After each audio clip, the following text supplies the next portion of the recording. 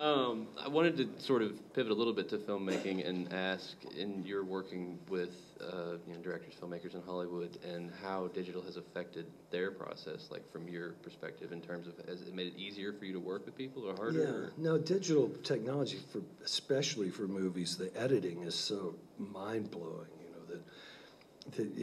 When I first started working in movies, the music editors were so lame that they would just cut the film with scissors, like, oh, well, we'll just cut it there. And you'd go, well, wait, you just cut it in the middle of a note. And they'd say, well, somebody will just cough over that. Then, it's very slapdash, but the editing in the digital realm is, it's unbelievable what you can do. You can with green screen and all the CGR and all that stuff, you can turn anything into anything.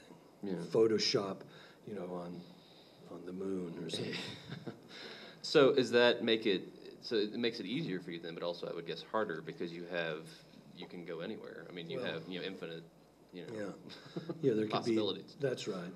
Yeah, the economy is the essence of art. That's for sure. And sometimes the limitations are the things that make things great. Yeah.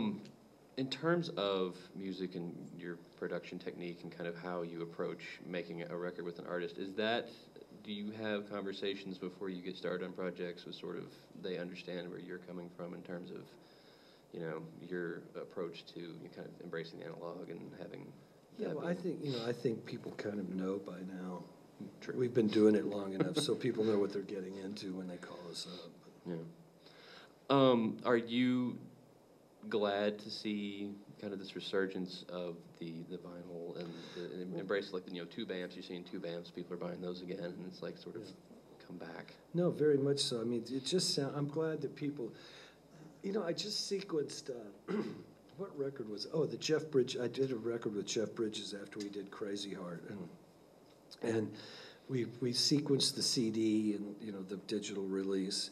And it was 10 songs in a row, and then we sequenced the vinyl record, and it was 5 songs and 5 songs, and it hit me to something that I'd forgotten, which is that, you put on the album and you listen to 5 songs, and that's a complete experience, and then you turn it over and you listen to those 5 songs, and that's a complete experience, and then you put those 2 together, and you have a whole other experience. So that even that was interesting to me, like. You get more out of it that way. You have more flexibility with that limitation. Right. Yeah. And it sounds better. So there's more resonance. The reality is, for a long time, people said, "Well, analog sounds warmer than digital," and that's an easy thing to say and somewhat true. But the reality is, in the analog world, there's a tremendous amount of resonance. When we're walking around in this room now, walking around on the street, we're hearing up to 90,000 cycles. Not that you hear, if somebody played you a 90,000 cycle tone, you wouldn't hear it. But the thing is, every note on a piano has every other note in the piano in it at some volume. So we're here, so if you erase a 90,000 cycle tone, although you can't hear that, you can hear how it affects all of these tones below it. So when they would go to CDs cut off at 22,000 cycles. This is all technical, I realize, and I hope it's not boring you, but CDs cut off at 22,000 cycles. So if you're cutting off 70,000 cycles, or about 2/3 of what's possible before people even get a chance to hear it. So part of what code does is put those octaves back into, we try to regenerate those octaves through up conversion and make things sound better. So even if you're listening through a set of earbuds, through an MP3 player, you're getting more of that resonance, because that's what it really is. All of those overtones are resonance, and depth and imaging. And so you see a clearer picture, you hear deeper into it, you hear more of the note, you hear more of the reality of what the note is. Because a note is just not a sine wave. A note is made up of all of these other shades of tone above it and below it. And we identify it as a note because of a our neurosystem. You know, we hear it as a specific pitch, but really the pitch is much more complex than what we identify as the note. Right.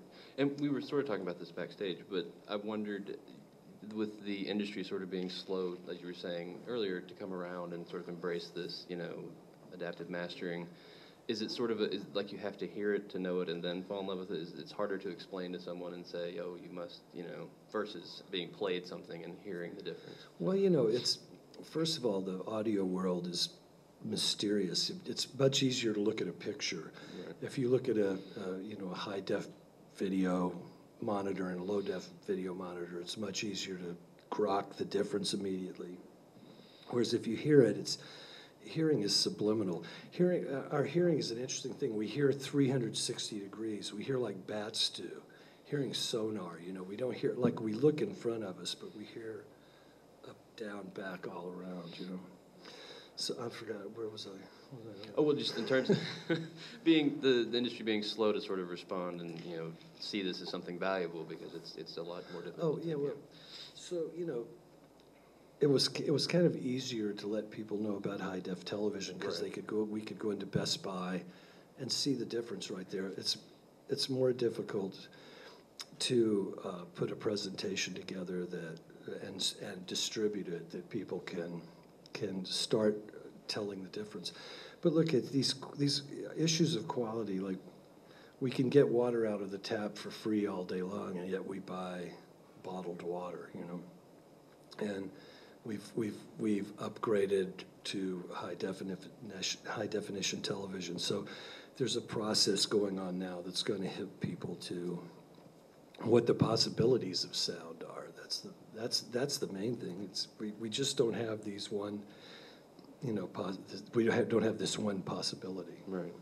And on both kind of the artistic and the commercial side, it seems too like the idea of authenticity, the idea of, you know, kind of these elaborate, making it more of a commodity again, because it has, I think the rise of the MP3 and the internet has sort of helped make music, not wallpaper, you know, sort of a disposable thing. Where, well, it's reduced the value of music to zero. It has done that, you know.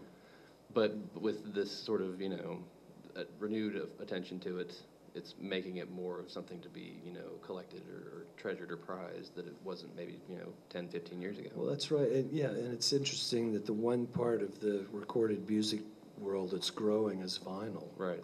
As people rediscover it. You know, there was a sense when digital technology came along that it was going to replace analog technology. Analog technology was going to go away, and there would just be this new world, which eventually may be true because the machines may take us over. You know, they're already in control of our financial systems. The machines are in control of a lot of our lives already. And it may be that we will disappear as a species and the machines will be left to run the planet. There's a really high likelihood that that's going to happen, I think. You know, it's funny and then it's not really funny at the same time. But I have a story I'm writing about a machine they build that creates a holograph of every important historic and cultural event that runs on a loop around the planet as the people have disappeared, as the human beings have disappeared. There's a holographic loop around the planet of all the things that human beings did so that travelers from other times and other places can come explore Earth and find out what it was all about. You know, these are the things that keep you up at night. Science fiction, you know. They do.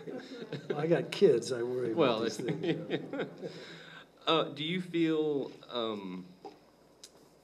insofar as someone who, you know, has an active role in making music for both recorded consumption and for the movies, do you feel that some people come in now thinking, well, I know how to do all this in Pro Tools and everything, I can just knock it out, you know, like kind of discounting experience over, you know, knowledge? Yeah, I do think that. You know, Frank Sinatra never sang more than 2 takes when he was, because he had to, because you couldn't overdub, you couldn't punch in, so you just had to do it. You had to be good and you had to do it.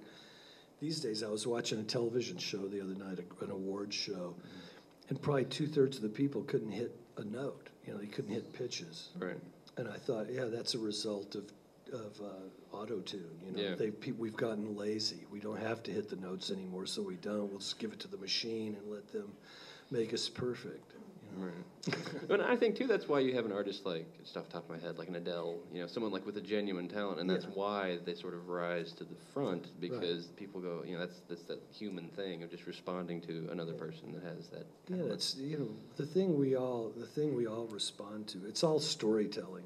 All art at the end of the day is storytelling, and that's what we all respond to. And that's Adele's a great storyteller, and she's got this incredible instrument that carries all this emotion and all this reality with it as she tells us the story. So there's a reason she's buried everybody. Right. Well, and that's the thing is, just, I think people don't realize that you can't dial that in. That's not something that you can get. You can't punch a button. They don't have that box yet. Right. They haven't come up with that yet. Yeah. There's not digital soul. Right. Yes. Give it, whatever, 30. Well, I'm sure they can, they can fabricate it eventually. And it sort of, that extends to, because you have in filmmaking too, you have people trying to come up with like digital, wholly digital creation, like Lord of the Rings or the Star Wars movies and stuff. And it's like, it's just not, there's something there, but it's not. Yeah. You just don't react the same way. It doesn't. Well, I'm old anyway, so, well, I am. I'm 63. That's, but it doesn't. That stuff doesn't speak to me as much as just like walking outside and feeling the breeze or something. I'd rather do that than watch something on your phone. Well, yeah. It's a funny thing, like the idea of a person sitting at the base of the Matterhorn, looking at a picture of the Matterhorn at Disneyland. God, it looks just like Disneyland. Well, and I see it too. Excuse me. Like when I'm at concerts now, people are so obsessed with the documentation of something versus the actual, like you were just saying, walking outside and just, I'm in nature, and not, oh my God, I gotta take a picture of that leaf and put it on Facebook. And it's like, people are so... It's like taking a picture of the Grand Canyon. Yeah. What do you actually see when you take a picture of the Grand Canyon? And you kind of cut yourself off from that experience because you want to have something to show later. I was there, but it's like, well, what was it like? You can't tell anyone anything about what you did. But I feel like that's kind of an unfortunate byproduct of this, this ease of being able to just document everything. It's like you have to know when to shut it off and just... my house got broken into, and one of the things they stole was my computer, and I felt so free. I haven't gotten another one. And I think maybe I'll just unhook. Keep that streak going. Yeah. Maybe I'll just, because I'm addicted to the internet. I'm not. I sort of wish I were Luddite.